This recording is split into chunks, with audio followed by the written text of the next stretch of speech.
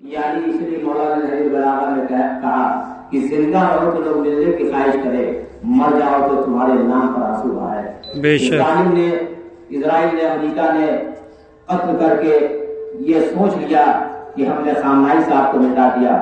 خامنائی صاحب دنیا سے چلے گئے لیکن ان کا ارادہ نہیں گیا، ان کا جذبہ نہیں گیا، بلکہ یہ سب زندہ ہے۔ پتہ یہ چلا کہ اس نے مار دیا، لیکن شاید نے شعر کہا کہ جنگ میں کافی افراد سے کیا ہوتا ہے، حوصلے لڑتے ہیں، تعداد سے کیا ہوتا ہے، حوصلے لڑتے ہیں۔ یا ماجد دیوبندی نے شعر کہا تھا، دیکھیے نمرود آیا چلا گیا، فرعون آیا چلا گیا، شداد آیا چلا گیا، لیکن ماجد دیوبندی نے شعر کہا کہ وہ جو گرتوں کو تھام لیتا ہے سب اسی کا تو نام لیتا ہے، سوچنے کا بھی وقت نہیں دیتا جب خدا انتقام لیتا ہے۔ اللہ جب انتقام لے گا تو آج کوئی نظر نہیں۔ پتہ یہ چلا کہ خامنائی صاحب مظلوم کی حفاظت کرتے تھے، مظلوم کی طرف سے لڑتے تھے، فلسطین ہو چاہے یمن ہو چاہے سیریا ہو۔ آج خامنائی صاحب نہیں ہے لیکن ان کی یاد زندہ ہے، آج دنیا سے چلے گئے لیکن ان کی یاد زندہ ہے۔ پتہ یہ چلا کہ جو دنیا سے چلا جاتا ہے لیکن اس کی یادیں زندہ رہ جاتی ہے۔ آج بھی اسے ڈر ہے۔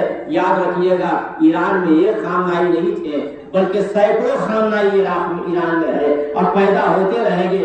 علی والے موت سے گھبراتے نہیں ہیں، موت کو سینے سے لگاتے ہیں۔ جو گھبرا جائے وہ علی والا نہیں ہوتا ہے، اس لیے کہ یہ جذبہ تو کربلا والوں نے دیا ہے۔ ہم سر کٹانا جانتے ہیں، سر جھکانا نہیں جانتے ہیں، اس لیے کہ خامنائی صاحب کے لیے آج بھی میڈیا والا کہہ رہا ہے کہ خامنائی صاحب نے سر نہیں جھکایا ہے، سر کٹا کے چلے گئے۔ یہ تو حسین نے کہا ہے۔ دیکھیے آج بھی جو تاریخ لکھی جاتی ہے، تاریخ ٹکرانے والوں کی لکھی جاتی ہے، تلوار چاٹنے والوں کی کبھی نہیں لکھی گئی ہے۔ ایک مولا کا چاہنے والا شہادت کے درجے پہ فائز ہوا۔ کیوں ہوا یہ آپ بہتر جانتے ہیں۔ فلسطین کے چھوٹے چھوٹے بچے بھوک سے، پیاس سے، بم کی بارشوں سے شہید ہوتے رہے۔ 57 مسلم ممالک ہیں مگر کسی میں اتنی طاقت نہ تھی کہ وہ آواز اٹھاتے امریکہ کے خلاف، اسرائیل کے خلاف۔ مگر خامنئی صاحب کی وہ شخصیت تھی جنہوں نے یہ نہ دیکھا کہ فلسطین میں شیعہ رہتے ہیں یا سنی رہتے ہیں۔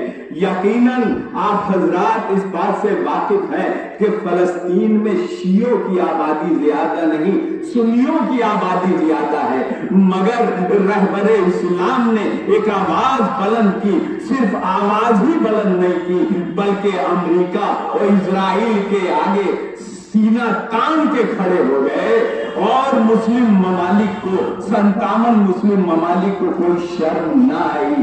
لہذا امریکہ نے انہیں ڈرانا چاہا، اسرائیل نے انہیں ڈرانا چاہا، مگر خامنئی صاحب کربلا والے تھے، کربلا پہ ایمان لاتے تھے۔ کربلا میں 72 شہید ہوئے، لاکھوں کے مقابلے میں